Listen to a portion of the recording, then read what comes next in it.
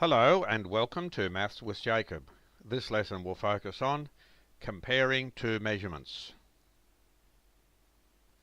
Students need to be given opportunities to compare two different measurements.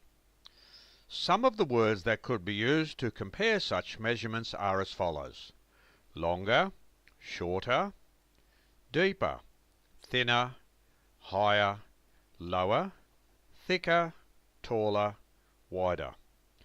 There are many other words that could also be used. Now, students could be given examples similar to these. These are just suggestions to test the student's understanding, and I'm sure you can think of many others. Example 1. We have tree A and tree B. Tree A is taller than tree B. Example 2. Log A is thinner than log B. Example 3. Pencil A is shorter than pencil B. Example 4. Bird A is lower than bird B. Example 5. Pencil A is thicker than pencil B.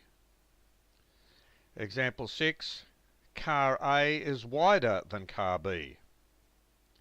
Example 7. Side A is deeper than side B. Example 8. These are two other possible questions. Students could be asked to draw two objects where one is higher than the other. Colour the drawings. They could be asked to explain why one object is higher than the other. Example 9. Students could be asked to draw two objects where one is longer than the other. Colour the drawings. They could be asked to explain why one object is longer than the other.